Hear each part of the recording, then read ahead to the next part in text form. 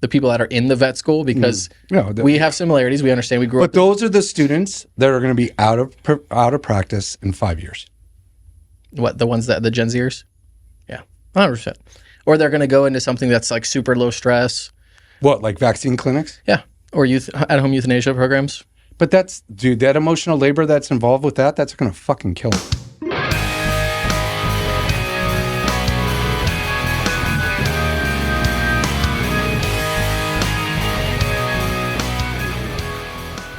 Let's get started. This is all good shit. Let's do it. Welcome back, everyone. My name is Dr. G. This is Irreplaceable Truths. And I got my compadre in crime over here. Garth, this is our second time sitting together. I know. And I'm opening the mic for you just to nail me away. So why don't you go ahead and introduce yourself to everybody, and we'll get started. Yeah, no, I'm excited to be back here. It feels like I'm already at my little home away from home.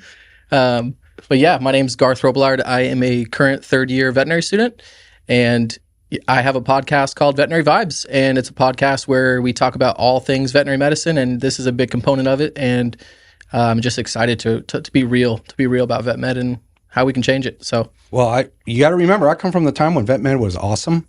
Early 2000s, it was like the roaring 20s. That would be the equivalent, I would say, and It was absolutely amazing.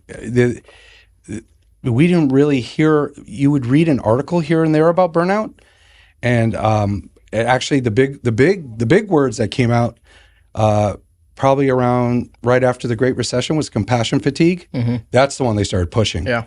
But no one really pushed it, and then obviously, as we were getting closer to COVID, and then COVID hit, then burnout and attrition is now a real topic. So I hope by having these conversations, you and I together, we can avoid having people leave the profession because of problems with the profession itself. Now, if they come into the profession with problems, I don't know if you and I can really help them. Sure. But for those who have issues with the profession, that's why you and I are doing what we're doing. Absolutely. Yeah. And I mean, those are like key words for people, burnout, fatigue, overwork, underpaid, all these things kind of go together to just be the biggest recipe for disaster. And like, I kind of like that you already started talking about coming in with previous issues. I mean, if you look at, the mental health as a whole within the profession, even before they're starting the career, it's pretty tough right now, especially in the current climate with everything going on, with the way the generational mindsets are shifting.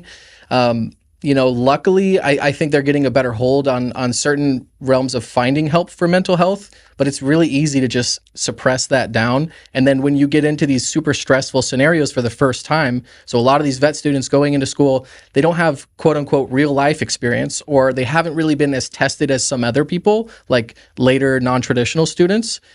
Then the first time that they get hit with something extremely emotionally taxing, it cripples them. And I think that's why you see a large portion of the profession wanting to go away from it or wanting to do easier, quote unquote, easier tasks or things like that. So my question to you about this whole fatigue, burnout, attrition issues, like why is it really vamping up, or has it always been around? Like, what have you noticed in your career, and what are you seeing now?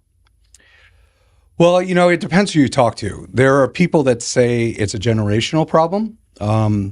There are people that saying it's a gender problem because veterinary medicine has feminized. And I've said before, many times, I am a girl dad. Mm-hmm. I have 3 daughters. I have a wife who's a full-time veterinarian. She's a rock star of a veterinarian. When I say feminization of the profession, I'm not saying in a negative way. I'm saying we haven't changed the way we've done things. And this whole veterinary medicine profession started in 1873 in a barn by a bunch of dudes.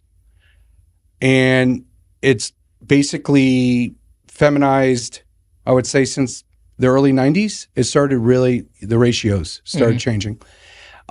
So these women are living, that are veterinarians, are living a dual identity. So they're a female that has to have almost male qualities because it's a male gendered profession. We haven't really changed the way we do things as far as helping with emotional issues. Right. Why is the gender thing a problem? Well, if you look at it, there's two types of family lifestyle, right? There is the progressive, where the husbands and the wives share everything 50-50. The husbands set up carpool, the wives set up doctor's appointments. They both go to after school stuff. They both are working. It's kind of where society is shifting, at least in the United States. Every country is different as far as cultural background when it comes to that. But also there's the traditional family. And the traditional family is, and my wife is guilty of this, is that even though I said, hey, I can do something, she still needs to make the lunch. Mm-hmm. She still needs to make the doctor's appointments. She still needs to organize the carpool. She still needs to make sure laundry's done. She still needs to make sure that all the doors are locked before she goes to bed. It's like all these things that she just feels that she needs to do. And that's after what? A 10-hour workday? Yeah. So does that play into it? It could. Mm-hmm. Other things are, in society in general, and Dr. Weinstein said on my show last time, society's changed. People are getting more brutal. They are expecting a lot more for a lot less. That's a huge issue. I mean, he told the story of a lady climbing over the American Airlines counter in Dallas or Chicago and getting arrested. I mean, that's the type of behavior we're talking about. I mean, just see how people treat people at a restaurant or at the checkout or even hotels, movie theaters, you name it. Anywhere where there's customer service involved, right? It's changed. And so it's not just veterinary medicine. You and I are just see veterinary medicine. So we see that all the time. Does that have something to do with it? I don't know. Are we changing the type of students that we're accepting? Like, are we just accepting basically an IQ? We don't have any emotional intelligence or soft skills coming in. They really don't have any realistic career preview because there are vet schools out there that do not require veterinary hours to get in. And if they do, it's only 100 hours, which is 2.5 weeks. Mm-hmm. And most of the time, if you go in and volunteer for 2.5 weeks at a veterinary clinic, they're like, hey, you go stand over there and just see what happens, because a lot of veterinarians don't have the insurance to cover if that student gets bit or gets injured. So does that have something to do with it?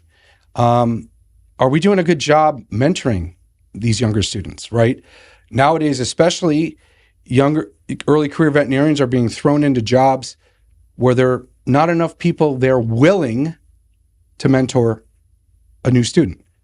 I had a job, an interview with a early career vet about 1.5 years ago, and she chose a practice with 10 veterinarians instead of a practice that I had 3 because she said she would learn more.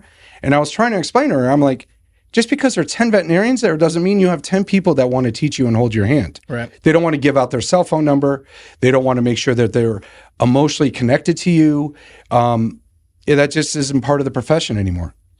And then last but not least, are we doing a good job helping people with their professional identity? Like, are these people that are going into the profession truly having the same values that the profession holds for them? And I mean, if you look into the demands of emotional labor, that dimmer switch, if emotional labor is high, people have a hard time walking away from their values. So they have a personal strife inside. So it's a question that for the ages, you're going to ask 20 people and get 20 different answers. But I kind of tried to summarize all the answers I've heard so far. Yeah.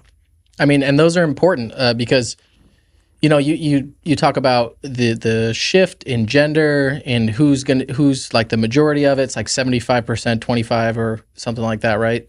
And for me, I always like to say, and me and my wife discuss this a lot about, moving up in positions and things like that. And I feel like a lot of women that do come up into like roles where they are leaders, and let's say that they're disciplining someone or having a conversation, it's almost it's strangely easier, which I still won't understand, to say she's just being a bitch instead of being a good leader. Whereas you don't really hear that with like men in the profession. Yeah, they do say, oh, he's being a dick. But at the same time, I feel like they put more emphasis on the female leaders that are out there, which I don't even know how many female leaders there are in veterinary medicine. Let's say practice owners or, corporate CEOs or, chief medical officers of facilities. I don't know exactly what that climate's going to look like, but the shift has been slowly happening, and I think it's going to stay for quite a while. So how does one like myself, like how do I encourage those in my class to want to become those leaders, even though they see all of the things happening around them, especially the women? Well, what you just said, Neil, if you read any leadership papers that compare gender, you nailed it right on the head.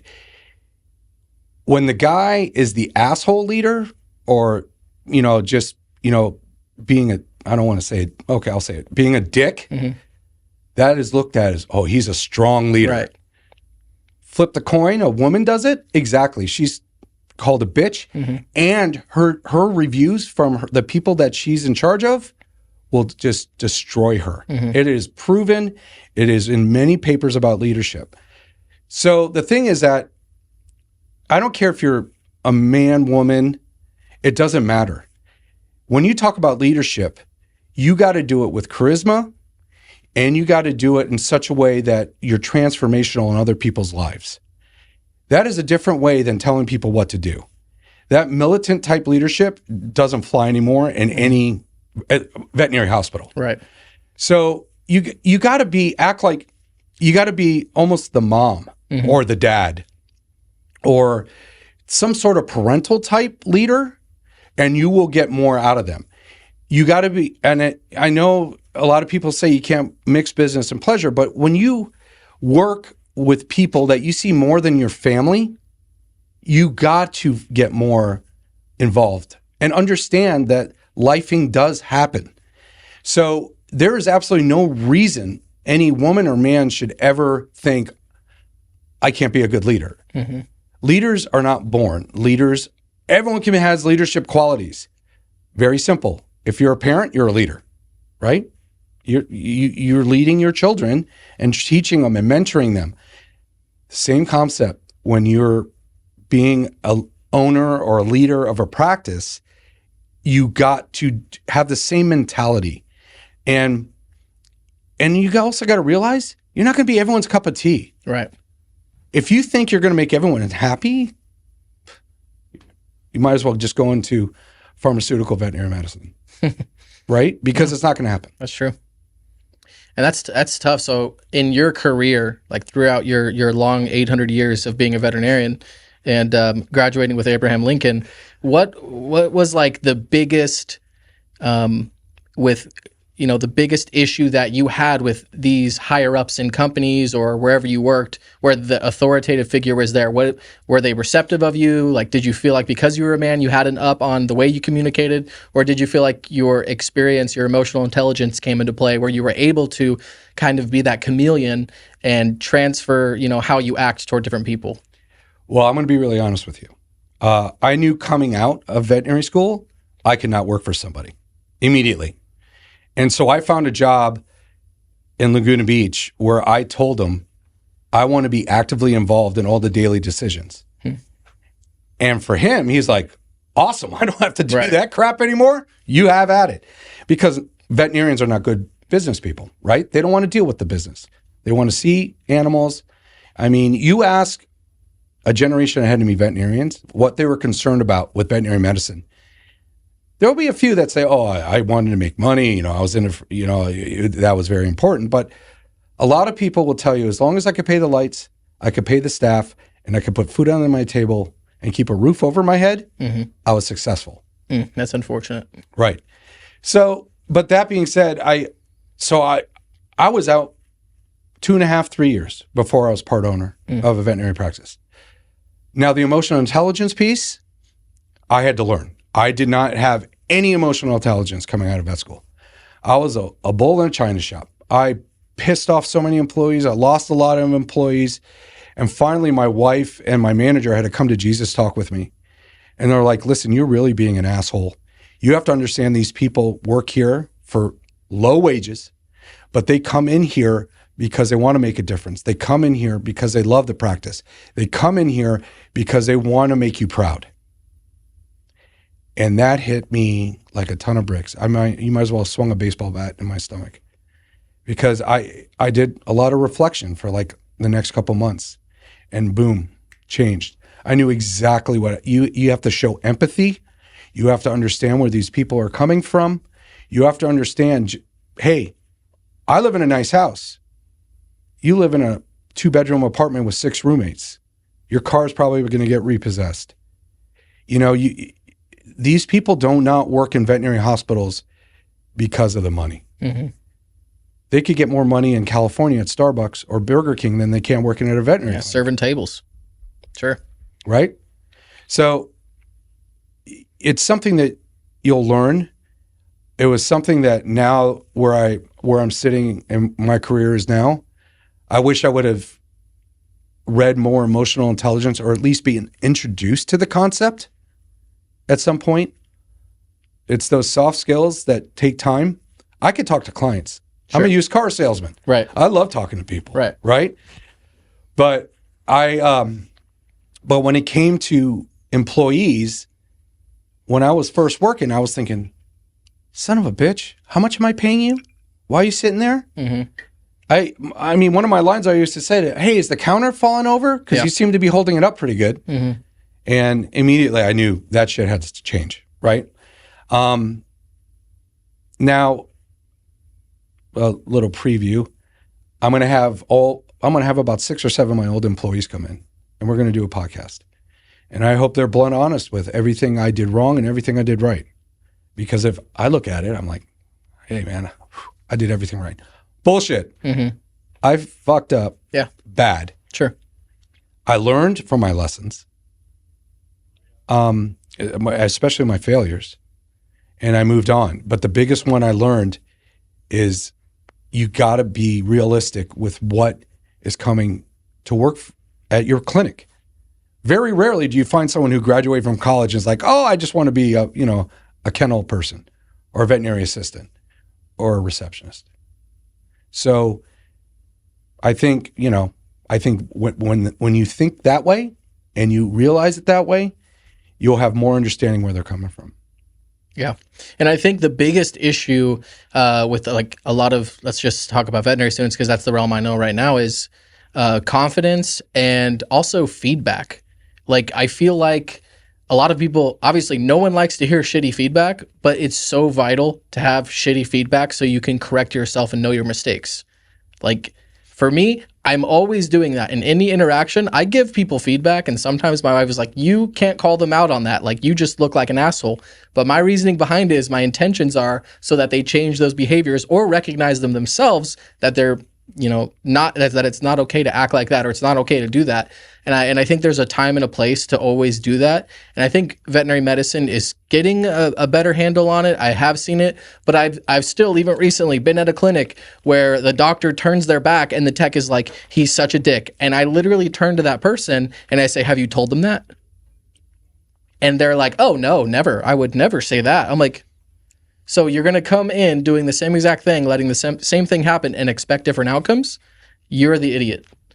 And I say that with so much, love and compassion, and it sounds so backwards. But to me, I would rather be called out on something that maybe I didn't even notice, or in the heat of the moment that things were happening. I would rather be shown a better way to approach that, or self-reflection, kind of like what you did. And you may experience that when your, previous employees come in, and that's such a great thing. I think feedback is super, super important, and it will literally hold you back if you never get it. I don't think you can be successful without feedback. But you also have to remember there's a correct way and incorrect way to give feedback. Sure, absolutely. Your blunt honesty, love it. Mm-hmm. Like, what? Don't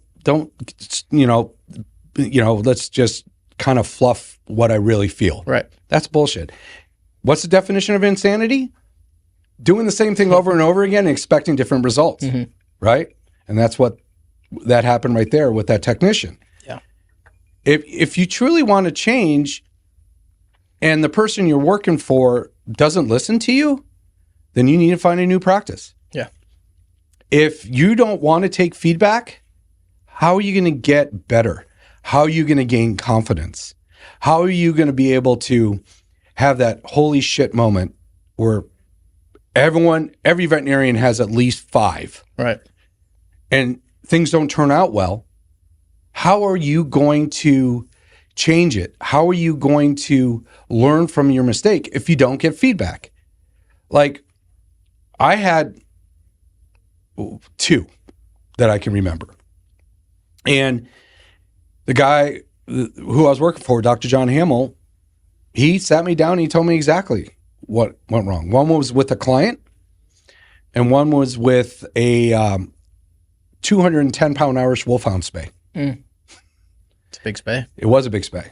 And a gastropexy at the same time. Oh, yeah. So I spayed in gastropexy this Irish Wolfhound, and son of a bitch, the belly filled full of blood. And of course, it was my half day because I was daddy Uber on Tuesdays. And he called me that night and he's like, we need to talk. I'm like, okay. You know, as soon as your boss tells you that, you're like, oh, Yeah. you know. And he was like, I just want to let you know, your Irish Wolfhound had a belly full of blood. It wasn't the stumps. It was from your gastrotomy or your gastropexy muscular flap site. And he's like, you nicked one of the thoracic arteries, or that, you know, there's like intercostal things. And I was like, oh no. And he's like, don't worry, dog's fine. Dog's doing great. PCV's 34. I'm like, okay. Good. But then again, I was thinking, well, the dog wouldn't have died. Sure. All bleeding stops sometime. Yeah, exactly. Well, the dog wasn't going to die. This PCV was 34, and he, you know. But anyway, but that was hard. You know, that was hard because my mentor had to call my client that night and tell him what happened. And then I had to call that client the next day. And you have to definitely put your big pants on, and when it comes to that type of phone call. But if it wasn't for the feedback, I would have never have known. If it wasn't for the feedback, I wouldn't have been like, hey, the dog wasn't bleeding from a 200 and some odd pound Irish Wolfhound, wasn't bleeding from the spay, which everyone freaks out about. Yeah. It was from a little freaking bleeder from the gastropexy site. But guess what? Never made that mistake twice. Yeah. So, and I always give feedback too. I mean, and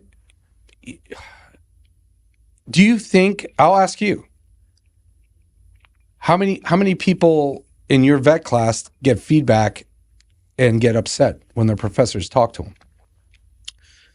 Like how many people actively seek it, or how many people? Because I mean, we get feedback all the time. I think like every site that we visit, for example, I just finished doing 2 weeks of equine ambulatory medicine, and I just received my feedback. And you actually have the ability, it's a whole form, like, did this student, did they know all the differentials? Like, how were they willing to help? Like, what was their attitude? Stuff like that. There's like a special private area where they can write comments and only the faculty can see. And then they rank you on like a 1 to 5, like where you are, 5.4, 5.4, whatever. And then you can, you can agree with it or not agree with it. So you can attest, like there's a box that says like, why do you disagree and things like that, or you just approve it and it goes to like your file. So I think that's very helpful. I don't think students are going up enough to professors or site, preceptors and asking for that feedback. I'm not actively having those conversations with them where they're saying, oh, they told me I do this. But like for me, at the end of that, I was like, hey, how did I do? What can I do better? Because like I said, I'm in my safe space. I'm allowed to fuck up. Like right now, it's perfect time for me to do it because I can correct that. And of course, I'm not perfect. I'm going to mess up. And I'm okay with that because I know how I react is going to be in the light of wanting to be a better vet than I was yesterday.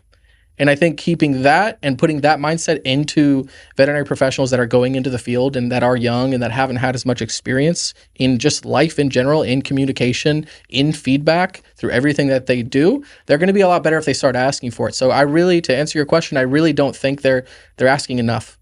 They don't, because if they were asking about enough with their feedback, then they wouldn't be complaining about it all the time. They wouldn't be constantly complaining about the exam was unfair, this was that. I hear it all the time. all the time. I can't get away. I could not go to school like one day without not hearing something negative. And don't get me wrong, I have fed into some of those sometimes because I do get flustered. I do get flustered with academia because there's such a disassociation between each other when it comes to a lot of different things. There is a definite wonderful place for it. I am appreciative of my education. I'm not clowning that at all. I think it's a great education. It is the only way I would be able to pass vet school is the school I'm at, just because of the way that the curriculum is given to me. But I feel like the feedback, it's this negative feedback mechanism in their bodies just isn't doing what it should do. It should motivate you to want to be better, and I think it does. It's disheartening to hear. They're not accepting the feedback. They're wanting to argue it. It's always an argument. I feel like I hear all the time that it's them pointing the finger, and that kind of pisses me off sometimes, especially when they're the guilty one. So that's a little infuriating for me. But at the end of the day, I can only control how I react and who I encourage around me to act, and I put myself around those people who share those values, because I don't have time. I'm a girl dad. Like I would love to change everybody's mind. I would love to be that figure for people and say, come get in my backpack. Like I can handle the emotional toll that you can't right now, but I just can't do it. My 1-year-old daughter's taking all that out of me right now. Well, exactly. But the one thing that you're saying, they're sitting there, they're bitching. Sure. Right? They're sitting there, they're complaining. They're sitting there all upset. They're arguing with the professor. Mm-hmm. That's a lack of emotional intelligence. The problem is that, and you're kind of making my argument, the problem is that a great majority of these vet students were kick-ass, I don't want to say high school, but undergrad. Right, yeah. Kick-ass, absolutely, right? Absolutely. Never needed feedback. Maybe they didn't need feedback in high school either, right? Mm-hmm. And then all of a sudden, their idea of, hey, I'm a great student. Why are you giving me feedback? Right. Why am I failing? Why did you write this on my paper? Why did you give me such, on an equine rotation? I didn't do anything they said. It's because they're not used to it. Mm-hmm. They're not used to handling that they've done something wrong or they could do something better, because when you graduate with a 3.9 or 4.0, you're damn near perfect. Mm-hmm. And that's one of the issues, that same idea, that same concept you explained, then trickles into practice. Right. They won't listen to the clients. Mm-hmm. They won't listen to experienced veterinarians. They won't even listen to the technicians that have been working there for 28 years, right? I know better. I know more. Oh, I graduated. There's new techniques now. I mean, I always got that. Yeah. But I'm like, seriously, yeah, those new techniques are freaking awesome. That new machine is amazing, but that new machine cost $120,000. Sure. Why can't we do it with the $12,000 machine for now? Mm-hmm. Because I guarantee you I could probably buy that other one used in a couple of years, mm-hmm. and we can do it. So, I mean, I think when I had veterinary students come through my practice, there was one in particular that was arguing everything I did. Instead of saying, oh, wow, that's interesting. I've never seen that done like that. Mm-hmm. Oh, wow, I never even thought of that. They argued it because this is how we do it at our vet school. Mm-hmm. And then she tried to argue with me that people had anal sacs just like dogs and cats. Interesting. Got mine expressed last week. You did? Mm-hmm. Yeah, I was doing the butt wheelies for a little while. Didn't know what it was. I thought it was pinworms. The pooter scooter? Yeah. But, the thing is, like, you when it comes to your school in particular, I think, or your schooling, mm-hmm. I think the reason you're getting so much out of it is you're going above and beyond, as we discussed last time, mm-hmm. compared to everybody else. Textbooks only teach you a little bit. They just teach you about that much. There isn't a textbook that says, hey, you're going to have a lady that's going to pull up in a $400,000 Porsche and say your fees are too much. It doesn't talk about you're going to have a whole family coming in bawling because their dog collapsed as soon as they got home. They don't bring those things to your attention. immediately they teach you how to come up with differentials pretty on the fly, which is great. But that's only part of the equation. So you gotta be prepared to open your mind more. When someone tells you something, they're usually telling you because it's something that worked for them. Mm-hmm. Put it in your pocket, take it out if you ever need it, throw it away. That's your choice. But take it. Just take it. If think of your mind as a sponge at this point, including you. The more you can absorb now, the easier your life's going to be when you graduate 3 years down the road, 7 years down the road. There was, I used to use aminopentamide for diarrhea. 1 injection. And everyone come out like, oh my God, what is that? Oh, I don't even know what that is. And then, they took it off. It used to be called Sentry, and then they took it off. And I had to get it compounded. But guess what? 1 injection stopped the diarrhea, which is why the owners are always coming in. I wouldn't give more than 1 injection. Right. Just 1. So, and I don't know what people are using now because it's not available anymore. And I always used to tell my staff, I go, as soon as they stop making this or we can't carry it anymore, I quit. Yeah. It's like your miracle diarrhea drug. Oh, yeah. Well, yeah, I mean, you're up. They've been up for 3 days in the middle of the night, probably with kids. They're exhausted and they have to pick up diarrhea off the throw rug or diarrhea off, or take them for a walk and it's, 22 degrees outside and sleeting. What was the contraindications of that drug? If you give it too much, it causes a severe ileus, and then you can almost get a you can actually cause necrosis of the intestinal tract. Just like if you're using atropine. Sure. Because there are veterinarians that use atropine to stop diarrhea. That's interesting. But those are old tricks that people don't know. Yeah. But those are little tricks that'll help you in the long run, right? Because if you have happy clients, your life's a lot easier. If you have pissed off clients, your life sucks. Yeah. No, I agree. Even if the treatment's not working, I think that there's still an ability to make that client happy because you have to go in as teamwork. Like if you start, to me, like I always want to start every appointment, including like it's the triad, like me, the techs, and the client are all putting the patient right in the middle.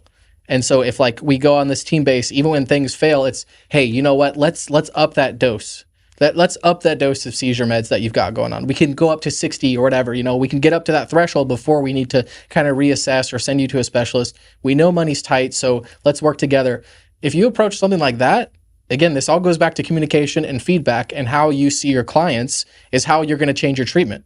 And your treatment is also what you say just to them as a person.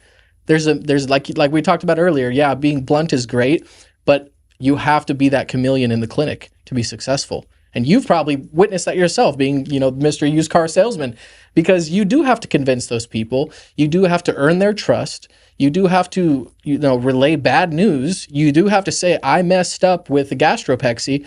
And I think this is going to be like Dr. Weinstein always says, shout out to Dr. Weinstein. The biggest problem is the communication aspect when it comes to lawsuits. Like, even if you mess up, even if it's your fault completely, right? You, of course, have to assume responsibilities for that. But what you say to that client may absolve you from getting a board complaint. You know what I mean? Like, and to me, that already seems more than worth it to double down on your emotional intelligence, on your communication skills, and on the way that you receive feedback. Why the hell would you not do that? You do that for academics. Why is there a left brain and a right brain incongruency that's going on with these vet students that aren't putting as much effort into their studies as they are into their communication skills? Like, it irks me so much to my core to see like these super intelligent people, and immediately I disassociate from them, not on their ability to practice medicine, but their ability to communicate. Well, I'm going to have more data on that in about a year. Yeah. But, it's those super intelligent people that really have a hard time learning the communication piece, right? Because they're in there studying, and nothing wrong with that. We need more people that want to do residencies, internships, specialize. I for sure we need all that. But the one thing we definitely need is to learn how to talk to clients with empathy. Mm-hmm. We need to make sure that you truly understand where they're coming from, mm-hmm. because Fifi might not be doing well. Right. And Fifi might be their last connection to their husband that passed away. Or Fifi might be the dog that's there with the owner, and it was their kid's dog, but now their kids have moved, across country. So there's always a story behind. So communication is how you learn to read the room. By communicating and bringing your team in, if you're not sure where things are going to go, you can always ask your technician, hey, what kind of vibe did you get? Mm-hmm. Where do you think this is going to go? Are they pissed at me? Or what do you think is going to happen? Because they'll give you honest feedback, hopefully, mm-hmm. because they're part of your team. They're there for the hospital. They're there for the animal. They're there for you. But that communication is what, like I said, you're going to get the vibe for the room. Like, yeah, you're going to kind of understand within the first minute or two mm-hmm. where this is going to go. Are they going to trust you? Are they not going to trust you? Like, perfect example. New client comes in. I've been to so many damn vets and they don't know what the fuck they're talking about. Mm-hmm. Right then and there, this is going to be a difficult thing. Sure. What are you going to do? What are you going to do that's going to make it different that they trust you? But the other question I'm going to ask is, do you really want them to trust you? Yeah, they may not be the client for you. You got to keep that in the back of your head. But that's just by coming in there. Hey, how you doing? How's everything going? Oh, this is your daughter. Hey, how old are you? Oh, what sports do you play? Like, get the vibe going. Mm-hmm. Get it out there. They open up more. They build that trust. They're like, oh my gosh. Like, the coolest thing you can do as a veterinarian is if you have a young animal in there and you're you're sculpting the chest, have the kid put the stethoscope in their ears. I like that. They love that. Mm-hmm. Dr. Hamill, he used to in the charts write down all the kids' birthdays. Mm. So if they did come in, he's like, holy cow, you just had a birthday. What do how mm-hmm. was it? But again, that's the soft skills piece. Mm-hmm. And that's communication. And Bonnie Lutz, who was a client of mine before I retired, she's the veterinarian she's the lawyer that defends all veterinarians against state boards. Yeah, she just came and spoke at our school. It was cool. Yeah, well, I'm gonna reach out to her and have her come in and do a podcast. I think it's a great idea. Yeah, and I think it might be a good idea for the two of us. I'm game. The student I'd love to pick the student and the one who avoided the board. Right? My future. Yeah, the cover your ass practice, the practicing of medicine. Yep. But it was all about communication. Mm-hmm. She would call it cover your assets. Mm-hmm. Right? Yep. I thought that was the best title. The best title. And she's still working out there, and I don't know if she has an associate coming on that's going to continue her fight. Mm-hmm. But people they'll take you to state board like that. And you got to remember, at least in California, the state board is run on the money that they raise in fines is what funds the state board. There's no money coming from the budget of the state. Ooh. So they're going to ask you. They're going to ask you for your charts. Yep. First thing, if they ask for the chart, you only send the date that's in question. Mm-hmm. You don't send the whole chart. Yeah. This is the dates in question. And you better pray to God that you dotted all your I's and crossed all your T's, because you at least will get nailed with a records violation, mm-hmm. which is whatever money it is. But that is also could be considered negligence, and you got that on you. Mm-hmm. At the state board level. And it's a public record. People can look it up. I think that's worse. The fines, whatever. Like, sure, if you messed up, you didn't put a period at the end of your sentence and they want to get you for that, that's great. But most people aren't going to look into it. They're just going to read what the title of the thing was. Like, they don't have access to see what the entire, manuscript says between improper record keeping. Yeah. And they're going to look at that and go, "Oh my God, they killed somebody." Yeah, exactly. And so you're screwed there. So yeah, it's a paper trail. And trust me, I looked up. Dude, you can't fight ignorance. That's the problem. That is 100%. So let me ask you a question. What's worse? State Board of Complaint, or someone smearing you on Yelp, Facebook, and Google? Oh, I don't give a shit about that. Which one is worse? Which one is worse? I know you don't give a shit about that, but again, you're the unicorn of your vet school class. You're giving me too much grace here. I don't know. No, I still think the board complaint, to me, I think that I'd like to think that the board is made up of very competent individuals that are able to look into the specific scenario and either dismiss or have a justifiable reason if you're saying that was the complaint. I think that they have more than enough capability to justify themselves for that. Again, don't know because I've never had one against me. I've never been put in that situation, so I'm sure there are some of you out there that have complaints that are complete bullshit. Totally understandable. I'd love to hear them. But the whole Yelp thing, the whole Facebook review thing, people are going to do it anyway. So why worry about it? I want to say out of the 10 really happy people that you made throughout the day, maybe one of them will write a review. But out of the 2 unhappy people that you had throughout the day, you're going to have 3 people write a bad review about you. So, yes, of course, a lot of businesses, it will affect your business, right? But I think there's ways to not let that hinder you. I think replying to them is great. I don't care. I love watching people. I have a buddy that his dad has a practice and they reply to them. I mean, the practice I worked at, they replied to him. We had some lady trying to return open medications and she was trying to get full money back for a half-used bottle of stuff. And she wrote a complaint that was super vague and made it look like we were taking advantage of her. And it was basically like, they wouldn't give my money back, X, Y, and Z. And we had our practice manager go on there and it literally state out a long page of what exactly happened. And she didn't reply, So at the end of the day, I would rather have that reply. And I think there's a professional way to reply to it because you can look like a jackass doing it. But I definitely do not that I don't care, but I wouldn't let it eat away at me. You know what I mean? Okay, because the reason why I was going at that is because online reviews can be seen by millions easily. Like you got to go look up that state board. Absolutely. Right? And as far as replying, when it first came out, the recommendation was don't reply. It's unprofessional. But there's still some veterinarians that would reply, but they would reply without empathy. They would reply just absolutely. Like they didn't sit on it for like 36 hours and then write the reply. They see it. Right. The good news is now you have something called Gemini Pro or ChatGPT. Get the reply. You can tell it the prompts. Yep.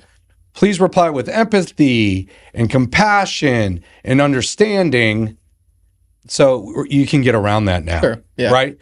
Just if you are going to write a reply, give it 24, 36, 48 hours.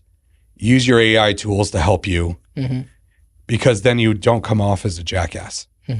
Because you can come off even worse if you get that defensive. Absolutely. And I understand it. I mean, you coming after me, right? It's the worst. And the other thing I want to tell you about the state board is that you're guilty until proven innocent. Oh, yeah. I've heard that many times. No, but it's the truth. Yeah. You have to prove why what you did is okay. People, not for the veterinarian. Right. Absolutely. They're a consumer board. Right. So you got to prove why and what you did was in the best interest of that animal's health. So I think that's good. I don't see that as a bad thing. But the problem is that these clients that are not the guilty part. I'm talking about having a board that's for the people's pets and right. But the thing, but you also have to look who's on the board. I can tell you who was on the California board a few years back. She is crazy animal rights activist. Ah, okay. Yeah, okay. And she's sitting on the state board? That's interesting. What shot do you have? Thank gosh COVID came in and they weren't seeing any cases for like 2-3 years. I think they still have probably a 2-3 year backlog. But she's gone now. Thank gosh. Woo. Then she ran for city council and got her ass handed to her. Thank gosh. But, but the thing is, it is not always, I mean, when you get a state board of complaint, it's the worst. And as Peter Weinstein would say, if you do get a bad complaint, first thing you do is call your insurance lawyer. Mm-hmm. Second thing you do is call your insurance company. Let them, and then you call the client. Mm-hmm.